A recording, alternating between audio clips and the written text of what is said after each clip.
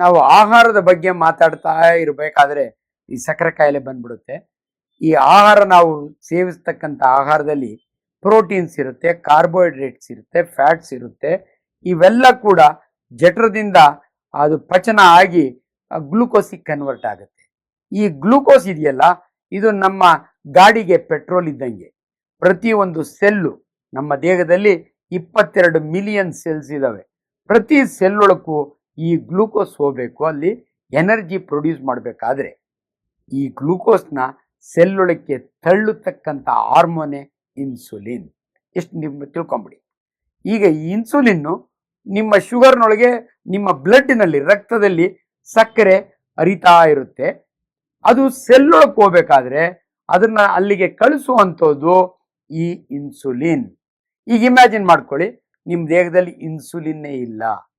ಆಗ ಎಲ್ಲ ನಿಮ್ಮ ಗ್ಲೂಕೋಸು ರಕ್ತದಲ್ಲಿ ಓಡಾಡ್ತಿರ್ತದೆ, ಯಾವುದೇ ಸೆಲ್ಗೂ ಎಂಟ್ರ್ ಆಗಲ್ಲ. ಆಗ ಮನುಷ್ಯ ಬದುಕಲಿಕ್ಕಾಗಲ್ಲ. ಅವಾಗ ನಿಮ್ಮ ಬ್ಲಡ್ ಶುಗರ್ನ ಚೆಕ್ ಮಾಡಿದರೆ ನಿಮ್ಮ ಬ್ಲಡ್ ಶುಗರು 400, 500 ಇರುತ್ತೆ. ಈಗ ಒಂದು ಡೆಫಿನೇಷನ್ ಕೊಟ್ಟು ಮತ್ತೆ ಸಕ್ಕರೆ ಕಾಯಿಲೆ ಅಂದರೆ ಏನು ಡಾಕ್ಟ್ರೆ, ಹೆಂಗೆ ಗೊತ್ತಾಗುತ್ತೆ ಅಂದರೆ, ನಿಮ್ಮ ರಕ್ತದಲ್ಲಿ ಸಕ್ಕರೆಯ ಅಂಶ 126 ಮಿಲಿಗ್ರಾಮ್ ಪರ್ ಡೆಸಿಲೀಟರ್ mg/dl 3 ದಿನ ಬೆಳಗ್ಗೆ ಹೊತ್ತು. ಇವತ್ತು ಬೆಳಗ್ಗೆ 8 ಗಂಟೆಗೆ ಖಾಲಿ ಹೊಟ್ಟೆಯೊಳಗೆ, ನಾಳೆ ಬೆಳಗ್ಗೆ 8 ಗಂಟೆಗೆ, ನಾಡ್ದು ಬೆಳಗ್ಗೆ 8 ಗಂಟೆಗೆ ನಾನು ಮಾಡಿದಾಗೆ 126 ಮಿಲಿಗ್ರಾಮ್ಗಿಂತಲೂ ಜಾಸ್ತಿ ಇದ್ದರೆ WHO ವರ್ಲ್ಡ್ ಹೆಲ್ತ್ ಆರ್ಗನೈಸೇಷನ್ ಹೇಳುತ್ತೆ ನೀವು ಡಯಾಬಿಟಿಕ್ ಅಂತ. ಇಷ್ಟು ನೆನಪಿಟ್ಬಿಡಿ. ಸೊ ನಿಮ್ಮ ಸಕ್ಕರೆ 3 ದಿನ ಫಸ್ಟ್ ಟೈಮ್ ಡಿಟೆಕ್ಟ್ ಆದಾಗೆ ಖಾಲಿ ಹೊಟ್ಟೆಯಲ್ಲಿ ಸಕ್ಕರೆ 120 ಮಿಲಿಗ್ರಾಮ್ಗಿಂತಲೂ ಜಾಸ್ತಿ ಇದ್ದರೆ ನಿಮಗೆ ಸಕ್ಕರೆ ಕಾಯಿಲೆ ಇದೆ ಅಂತ. ಅದು ರೋಗ ಲಕ್ಷಣಗಳೇನೋ ಅದಕ್ಕೆ ಆಮೇಲೆ ಬರ್ತೀನಿ. ಸೊ ಸಕ್ಕರೆ ಕಾಯಿಲೆ ಅಂದ ತಕ್ಷಣನೇ ಎರಡು ಭಾಳ ಜನ ಕೇಳ್ತಾರೆ, ಡಾಕ್ಟ್ರೆ ಅದೇನೋ ಟೈಪ್ 1 ಡಯಾಬಿಟಿಸ್ ಅಂತಾರೆ, ಟೈಪ್ 2 ಅಂತಾರೆ, ಅದೇನು ಡಾಕ್ಟ್ರೆ ಅಂತ ಹೇಳ್ತಾರೆ. ಈಗ ಟೈಪ್ 1 ಡಯಾಬಿಟಿಸ್ ಅಂದರೆ ಭಾಳ ಸಾರಿ ನಾವು ಹೇಳೋದು ನಿಮಗೆ ಇನ್ಸುಲಿನ್ ಪ್ರೊಡಕ್ಷನ್ ಇಲ್ಲವೇ ಇಲ್ಲ. ಈಗ ಒಂದು ಮಗು ಹುಟ್ಟಿದ ತಕ್ಷಣನೇ ಅದಕ್ಕೆ ಇನ್ಸುಲಿನ್ನೇ ಪ್ರೊಡಕ್ಷನ್ ಇಲ್ಲ ಅಂದರೆ ಆ ಮಗು ಹುಟ್ಟಿದ ದಿವಸದಿಂದಲೇ ಡಯಾಬಿಟಿಕ್ಕು. ಇದನ್ನ ಟೈಪ್ 1 ಡಯಾಬಿಟಿಸ್ ಅಂತೀವಿ. ಯೂಶಲಿ ಯಂಗ್ ಏಜ್ ಡಯಾಬಿಟಿಕ್ಸ್ ಅಂತೀವಿ ನಾವು. 32 ವರ್ಷ 40 ವರ್ಷದ ಕೆಳಗಡೆ ಇರೋರಿಗೆ ಯೂಶಲಿ ಟೈಪ್ 1 ಡಯಾಬಿಟಿಸ್ ಇರುತ್ತೆ. ಯಾಕೆ ಟೈಪ್ 1 ಟೈಪ್ 2 ಅಂತೀವಿ ಅಂದರೆ, ಟೈಪ್ 2 ಒಳಗೆ ಇನ್ಸುಲಿನ್ ಇರುತ್ತೆ, ಕ್ವಾಂಟಿಟಿ ಕಡಿಮೆ, ಕ್ವಾಲಿಟಿ ಕಡಿಮೆ. ಈ ಟೈಪ್ 1ಗೂ ಟೈಪ್ 2ಗೂ ಡಿಫ್ರೆನ್ಸ್ ಏನಂದರೆ, ಟೈಪ್ 1 ಇನ್ಸುಲಿನ್ ಡಿಪೆಂಡೆಂಟು, ಟೈಪ್ 2ಗೆ ಇನ್ಸುಲಿನ್ ಬೇಕಿಲ್ಲ. ಬೇಕಾದ್ರೆ ಇನ್ಸುಲಿನ್ ಮಾಡಿಫೈಯರ್ಸ್ ಅಂತ ಡ್ರಗ್ಸ್ ಇರ್ತವೆ, ಅದನ್ನು ಆಮೇಲೆ ನಾನು ಹೇಳ್ತಾ ಹೋಗ್ತೀನಿ. ಸೊ ಇನ್ಸುಲಿನ್ ಇಲ್ದಿರನೆ ಬದುಕಲಾರ್ದಿದ್ರೆ ಅಂಥವ್ರನ್ನ ನಾವು insulin dependent diabetics, type 1 diabetics ಅಂತೀವಿ ನಾವು. ಇದು ಭಾಳ ಇಂಪಾರ್ಟೆಂಟ್ ಇನ್ಫಾರ್ಮೇಷನ್ನು. ಅನ್ಫಾರ್ಚುನೇಟ್ಲಿ ಹಳ್ಳಿಯ ಒಬ್ಬ ರೈತನ ಮಗ, 8 ವರ್ಷದ ಹುಡುಗ, ನಂದೇ ಹಳ್ಳಿ ರೈತನ ಮಗ, 8 ವರ್ಷದ ಹುಡುಗನಿಗೆ ಡೈಲಿ 3 ಟೈಮ್ ಇನ್ಸುಲಿನ್ ಕೊಡಬೇಕು ಅಂದರೆ ಅವರ ಅವಸ್ಥೆ ಏನು ಅಂತ ಇಮ್ಯಾಜಿನ್ ಮಾಡ್ಕೊಳ್ಳಿ. ಬಟ್ ಏನೋ ಫಿಲಾಂಥ್ರಪಿಸ್ಟ್ ಅಂತಾರೆ, ಒಳ್ಳೆಯವರು ಸಮಾಜದಲ್ಲಿ ಇರ್ತಾರೆ. ಮಗುಗೆ MS ರಾಮಯ್ಯ ಮೆಡಿಕಲ್ ಕಾಲೇಜಿನಲ್ಲಿ ನಮ್ಮ ಡಾಕ್ಟರ್ ಪ್ರಸನ್ನ ಕುಮಾರ್ ಅವರ ಅಧ್ಯಕ್ಷತೆಯಲ್ಲಿ ನಾನು ಕೂಡ ಅಲ್ಲಿ ಮೆಂಬರು. ಪ್ರಾರಂಭವಾದ ಜುವೆನೈಲ್ ಡಯಾಬಿಟಿಕ್ಸ್ಗೆ free insulin, free education till 18 years ಅಂತ ಒಂದು ಆರ್ಗನೈಸೇಷನ್ ಮಾಡಿಕೊಂಡು ಅಂಥ ಮಕ್ಕಳಿಗೆ ಸಹಾಯ ಮಾಡ್ತಿರೋದನ್ನು ತಮ್ಮೆಲ್ಲರ ಗಮನಕ್ಕೆ ತರ್ತೀನಿ. ಅಲ್ಲಿ ಕಿಶೋರ್ ಅಂತ ಒಬ್ಬ ನಮ್ಮ ಹುಡುಗ ಇದ್ದಾನೆ, ಅವನ ಜವಾಬ್ದಾರಿಯಲ್ಲಿ ಇವೆಲ್ಲ ಕೆಲಸ ನಡೆಯುತ್ತೆ. ಅದು ನಿಮ್ಮ ಗಮನಕ್ಕೆ ಇರಲಿ. ನಿಮ್ಮೂರಿನಲ್ಲಿ ಯಾರಾದರೂ ಮಕ್ಕಳಿಗೆ ಆ ರೀತಿ ಇದ್ದರೆ, ನಾಟ್ ಓನ್ಲಿ ಇನ್ಸುಲಿನ್, ಅವರ ಎಜುಕೇಷನ್ ಇಸ್ ಟೇಕನ್ ಕೇರ್. 18 ವರ್ಷದವರೆಗೂ ಅಂಥವ್ರನ್ನ ನಾವು ಜೀವನದಲ್ಲಿ ನೆನೆಸ್ಕೋಬೇಕು. ಸೊ ಮತ್ತೆ ವಾಪಸ್ ಡಯಾಬಿಟಿಸ್ ಬಂದರೆ, ಸೊ ಈ ಸಕ್ಕರೆ ಕಾಯಿಲೆಗೆ ಯಾಕೆ ಡಾಕ್ಟ್ರೆ ಹಂಗಾಯಿತು ಟೈಪ್ 1 ಗೊತ್ತಿಲ್ಲ. ಅನೇಕ ಕಾರಣಗಳಿದ್ದಾವೆ. ಕಾಂಜನೆಟಲ್ ಡಿಫೆಕ್ಟ್ಸು ಅಥವಾ ವೈರಲ್ ಇನ್ಫೆಕ್ಷನ್ ತಾಯಿಯ ಗರ್ಭದಲ್ಲಿದ್ದಾಗೆ 108 ಕಾರಣಗಳು. ಫಸ್ಟ್ ಆಫ್ ಆಲ್ ನಿಮಗೆ ಇವರಿಗೆ ಡಯಾಬಿಟಿಸ್ ಕಾಯಿಲೆ ಶುರುವಾಯ್ತಾ ಇಲ್ಲ ಅಂತ ಕಂಡುಹಿಡಿಯೋದು ಹೆಂಗೆ ಅನ್ನೋದಕ್ಕೆ ಭಾಳ ಸಿಂಪಲ್. ಅಂದರೆ 3 P ಜ್ಞಾಪಕ ಇಟ್ಕೊಳ್ಳಿ. ನಾವು ಮೆಡಿಕಲ್ ಕಾಲೇಜಿನಲ್ಲಿ ಹುಡುಗರಿಗೆ ಕೇಳುವಂಥ ಪ್ರಶ್ನೆ, ಯಾವುದೇ ಒಬ್ಬ ಮನುಷ್ಯ ಪಾಲಿಡಿಪ್ಸಿಯಾ, ಪಾಲಿಪೇಜಿಯಾ, ಪಾಲಿಯೂರಿಯಾ, 3 ಎಕ್ಸ್ಪ್ಲೇನ್ ಮಾಡ್ತೀನಿ. ಪಾಲಿ ಅಂದರೆ ಇಂಗ್ಲೀಷ್ನಲ್ಲಿ ಜಾಸ್ತಿ ಅಂತ, ಪಾಲಿಯೂರಿಯಾ ಅಂದರೆ ತುಂಬ ಸಾರಿ ರಿಸರ್ಚ್ ಮಾಡೋದು, ಹಗಲು ರಾತ್ರಿ ಗಂಟೆಗೂ ರಿಸರ್ಚ್ ಮಾಡಿದೆ, ಪಾಲಿಯೂರಿಯಾ. ಪಾಲಿಡಿಪ್ಸಿಯಾ ಪದೇ ಪದೇ ನೀರು ಕುಡಿಯೋದು. ಪಾಲಿಪೇಜಿಯಾ ಪದೇ ಪದೇ ತಿಂತಾ ಇರೋದು. ಈ ತಿಂತಾ ಇರೋದು ಅಂದ ತಕ್ಷಣನೇ ಇನ್ನೊಂದು ಪದ ಅಲ್ಲಿ ಉಪಯೋಗಿಸ್ತೀನಿ ನಾನು, ತಿಂತಾರೆ ಸವ್ಕೊಂಡು ಹೋಗ್ತಾರೆ. ಯಾವುದೇ ಒಬ್ಬ ಮನುಷ್ಯ ಚೆನ್ನಾಗಿ ತಿಂತಾನೆ, ತಿಂದವರೆಲ್ಲ ದಪ್ಪ ಆಗ್ಬೇಕು, ಫ್ಯಾಟಿ ಆಗಬೇಕು, ಆದರೆ ಅನ್ಫಾರ್ಚುನೇಟ್ಲಿ ಸವ್ಕೊಂಡು ಹೋಗ್ತಾನೆ. ಒಂದು 4 ಕಾಯಿಲೆ ಹೆಸರು ಹೇಳ್ಬಿಡ್ತೀನಿ, ತಿಂದರೂ ಸವ್ಕೊಂಡು ಹೋಗೋರು. ಒಂದು ಸಕ್ಕರೆ ಕಾಯಿಲೆ, ಎರಡನೇದು ಥೈರೋಟಾಕ್ಸಿಕೋಸಿಸ್ ಅಂದರೆ ಥೈರಾಯ್ಡ್ ಹಾರ್ಮೋನ್ ತುಂಬ ಸೆಕ್ರೇಟ್ ಆದರೆ, HIV ಇನ್ಫೆಕ್ಷನ್ನು, ಅದ್ರ ಬಗ್ಗೆನೂ ಮುಂದೆ ಯಾವತ್ತೋ ಒಂದಿನ ಮಾತಾಡ್ತೀನಿ. ಕ್ಯಾನ್ಸರ್ಗಳು, ಕ್ಯಾನ್ಸರ್ನಾಗ ಅಫ್ಕೋರ್ಸ್ ತಿನ್ನಕ್ಕೂ ಆಗಲ್ಲ, ಸವ್ಕೊಂಡು ಹೋಗ್ತಾರೆ. ಬಟ್ ಡಯಾಬಿಟಿಸ್ ಕಾಯಿಲೆ ಒಳಗೆ ಚೆನ್ನಾಗಿ ತಿಂತಾರೆ, ಸವ್ಕೊಂಡು ಹೋಗ್ತಾರೆ. ಇದು ಭಾಳ 3 ಇಂಪಾರ್ಟೆಂಟ್. ಪಾಲಿಡಿಪ್ಸಿಯಾ, ಪಾಲಿಪೇಜಿಯಾ, ಪಾಲಿಯೋ. ನಿಮ್ಮ ಮನೇಲಿ ಯಾರಾದರೂ ರಾತ್ರಿ ಹೊತ್ತು ಪದೇ ಪದೇ ಯೂರಿನ್ ಮಾಡಲಿಕ್ಕೆ, ಒಬ್ಬ ನಾರ್ಮಲ್ ಮನುಷ್ಯ ರಾತ್ರಿ ಒಂದು ಸಾರಿ ರೀಸಸ್ ಮಾಡಿ ಮಲಗಿದರೆ ಬೆಳಗ್ಗೆವರೆಗೂ ಎದ್ದೋಳಲ್ಲ. ಒಂದು ಚಾನ್ಸ್ ಅವತ್ತೇನೋ ನೀರು ಜಾಸ್ತಿ ಕುಡಿದೆ ಅಥವಾ ಆಲ್ಕೋಹಾಲ್ ತೊಗೊಂಡಿದ್ದ ಅಂದರೆ ಇನ್ನೊಂದು ಸಾರಿ ಎದ್ದೊಳ್ಬೋದು. ಇಲ್ದಿದ್ರೆ ಗಂಟೆಗೊಂದ್ಸರಿ ರಾತ್ರಿ ಯಾರನ್ನ ಎದ್ದೊಳ್ತಾ ಇದ್ದಾರೆ ಅಂದರೆ ಅದು ಯೂಶಲಿ ಸಕ್ಕರೆ ಕಾಯಿಲೆ. ಎಕ್ಸೆಪ್ಟ್ ಹಿರಿಯರಿಗೆ 70 ವರ್ಷ ಆದವರಿಗೆ ಪ್ರಾಸ್ಟೇಟ್ ದೊಡ್ಡದಾದರೂ ಕೂಡ ಅವರು ಎದ್ದೊಳ್ತಾರೆ ಅಂತ ನಾನು ಭಾಳ ಸಾರಿ ಹೇಳಿದ್ದೀನಿ. ಪ್ರಾಸ್ಟೇಟ್ ಬಗ್ಗೆ ಇನ್ನೊಮ್ಮೆ ನಾನು ಹೇಳ್ತೀನಿ ನಿಮಗೆ. ಸೊ ಈ ಸಕ್ಕರೆ ಕಾಯಿಲೆಯನ್ನು ಗೊತ್ತಾದಾಗೆ, ರೋಗ ಲಕ್ಷಣಗಳು ಗೊತ್ತಾದಾಗೆ, ಆಮೇಲೆ ಭಾಳ ಜನ ಗಾಯ ಆಗಿದ್ದು ವಾಸಿ ಆಗಲ್ಲ ಡಾಕ್ಟ್ರೆ, ಬಟ್ ಕೆಲವ್ರು ಬಂದು ನಮ್ಗೆ ಕನ್ಫ್ಯೂಸ್ ಮಾಡ್ತಾರೆ. ಇಲ್ಲ ಡಾಕ್ಟ್ರೆ, ನನ್ನ ಗಾಯ ಎಲ್ಲ ಚೆನ್ನಾಗಿ ವಾಸಿ ಆಗ್ತದೆ, ಅದೇನು ಡಾಕ್ಟ್ರೆ ನೀವು ಸಕ್ಕರೆ ಕಾಯಿಲೆ ಅಂತ ಹೇಳ್ತೀರ ಅಂತ ಕೇಳ್ತಾರೆ. ಅದು ಅದು ಕೂಡ ಒಂದು ರೋಗ ಲಕ್ಷಣ. ಗಾಯಗಳು ಪದೇ ಪದೇ ಇನ್ಫೆಕ್ಷನ್ ಆಗೋದು, ಯೂರಿನರಿ ಇನ್ಫೆಕ್ಷನ್ನು, ಅಲ್ಲಿ ಇಲ್ಲಿ ಕುರುಗಳಾಗೋದು, ಕೈನಾಗಿ ಉಗುರು ಸುತ್ತಾಗೋದು, ಅಂಥವ್ರಿಗೂ ಕೂಡ ಸಕ್ಕರೆ ಕಾಯಿಲೆ ಶುರುವಾಗಿರ್ಬೋದಾ ಅಂತ. ಇವೆಲ್ಲ ಭಾಳ ಇಂಪಾರ್ಟೆಂಟ್ ರೋಗ ಲಕ್ಷಣಗಳು. ನಾನಂತೂ ನಿಮ್ಗೆ ಆಶ್ಚರ್ಯ ಆಗುತ್ತೆ, ಸಾಫ್ಟ್ವೇರ್ ಇಂಜಿನಿಯರು ನನ್ನ ಹತ್ರ ಬರ್ತಾನೆ, ಚೆನ್ನಾಗೇ ಇದ್ದಾನೆ, ಯಾಕೋ ಡಾಕ್ಟ್ರೆ ರೀಸರ್ಚ್ ಮಾಡೋ ಉರಿಯುತ್ತೆ ಅಂತಾನೆ. ಅಷ್ಟೇ ಅಲ್ಲ, ನನ್ನ ಚರ್ಮ, ಮಾನೆಯ ಚರ್ಮ ಹಿಂದೆ ಹೋಗ್ತಾ ಇಲ್ಲ ಡಾಕ್ಟ್ರೆ, ಕ್ರ್ಯಾಕ್ಸ್ ಬಂದಿದೆ ಅಂತ. ಇಮ್ಮಿಡಿಯೇಟ್ಲಿ ನಾನು ಸಿಸ್ಟರ್ಗೆ ಹೇಳ್ತೀನಿ ಬ್ಲಡ್ ಶುಗರ್ ಚೆಕ್ ಮಾಡು ಅಂತ. 472.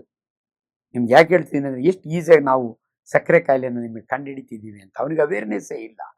ಯಾವಾಗಿಂತ ಒಂದು ರೋಗ ಲಕ್ಷಣ ಸಾಕು ಒಬ್ಬ ಅನುಭವಿ ವೈದ್ಯನಿಗೆ ಇದು ಸಕ್ಕರೆ ಕಾಯಿಲೆ ಅಂತ ಕಂಡುಹಿಡಿಯಲಿಕ್ಕೆ. ಸೊ ಅದಕ್ಕೆ ನಿಮ್ಗೆ ಈ ಎಕ್ಸಾಂಪಲ್ ಹೇಳಿದೆ. ಸೊ ಸಕ್ಕರೆ ಕಾಯಿಲೆ ಇದು ಮಧುಮೇಹ ಕಾಯಿಲೆ.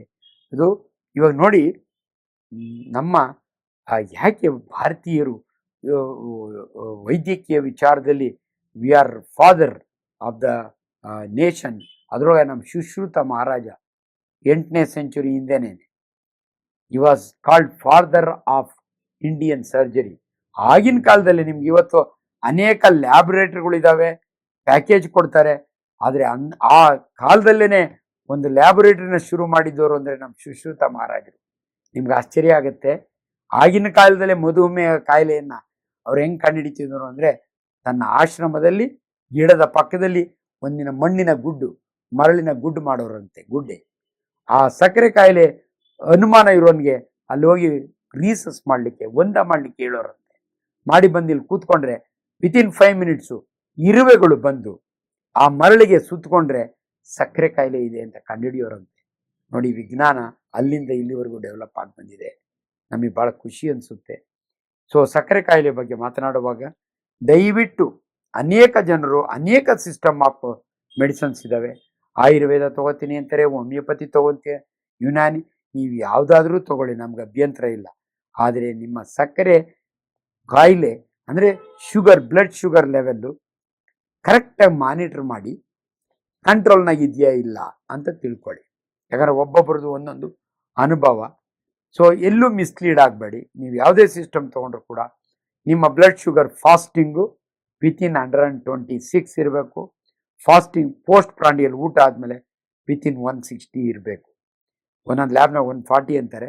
ಇಷ್ಟು ಇದೆಯಾ ಅಂತ ನೋಡಬೇಕು. ಇಲ್ದಿರೆ ಭಾಳ ಜನ ಮಿಸ್ಲೀಡ್ ಆಗ್ತಾರೆ. ಅನೇಕ ತಪ್ಪು ಅದ್ಯಾವುದೋ ಹೋಗಿ ಅಲ್ಲೆಲ್ಲ ನೀರು ಕುಡಿದ್ರೆ ವಾಸಿ ಆಗಿಬಿಡುತ್ತೆ ಅಂತಾರೆ, ಅದ್ಯಾವುದೋ ಸೊಪ್ಪು ತಿಂದರೆ ವಾಸಿ ಆಗುತ್ತೆ. ಇದನ್ನೆಲ್ಲ ನಂಬಬೇಡಿ. ಯಾಕಂದರೆ ಡಯಾಬಿಟೀಸ್ ಕಂಟ್ರೋಲ್ನಾಗ ಇಲ್ದಿದ್ರೆ ಕಾಂಪ್ಲಿಕೇಶನ್ಸು. 4 ಟಾರ್ಗೆಟ್ ಆರ್ಗನ್ಸ್ ಅಂತೀವಿ. ನಿಮ್ಮ ಕಣ್ಣು, ನಿಮ್ಮ ಹೃದಯ, ನಿಮ್ಮ ಕಿಡ್ನಿ, ನಿಮ್ಮ ರಕ್ತನಾಳಗಳು ಗ್ಯಾಂಗ್ರೀನ್ ಆಗೋದು ಕಾಲಿನಲ್ಲಿ. ಇವು 4 ಟಾರ್ಗೆಟ್ ಆರ್ಗನ್ ಅಂತೀವಿ. ತುಂಬ ಜನ ಈ ಕಾಲನ್ನು ಕಳ್ಕೊಳ್ಳೋದು, ಕಣ್ಣು ಕಳ್ಕೊಳ್ಳೋದು, ರೆಟಿನಲ್ ಡಿಟ್ಯಾಚ್ಮೆಂಟ್ ಆಗುತ್ತೆ. ಇವೆಲ್ಲ ನೀವು ತಪ್ಪಿಸ್ಬೇಕು ಅಂದರೆ ನಿಮ್ಮ ಸಕ್ಕರೆ ಕಾಯಿಲೆ ನಿಯಂತ್ರಣದಲ್ಲಿರಬೇಕು. ನಿಯಂತ್ರಣಕ್ಕೆ 3 ಇಂಪಾರ್ಟೆಂಟ್ ಮಾರ್ಗ. ಯಾವುದು ಅಂದರೆ ಡಯೆಟ್, ಎಕ್ಸರ್ಸೈಸ್, ಡ್ರಗ್ಸ್. ಡಯೆಟ್ ಎಲ್ಲರೂ ಹೇಳ್ತೀವಿ, ಮೋರ್ ಲೆಸ್ ಕ್ಯಾಲ್ರಿ, ನೀರಿಗೆ ಕ್ಯಾಲ್ರಿ ಇಲ್ಲ, ಇದೊಂದು ನೆನಪಿಟ್ಬಿಡಿ. ಬೇರೆ ಎಲ್ಲದರಲ್ಲೂ ಕ್ಯಾಲ್ರಿ ಇರುತ್ತೆ. ನಾನು ಇನ್ಫ್ಯಾಕ್ಟ್ ಸೊಪ್ಪು ತರಕಾರಿಗಳನ್ನ ಜಾಸ್ತಿ ತಿನ್ನಿ ಅಂತ ಹೇಳ್ತೀನಿ.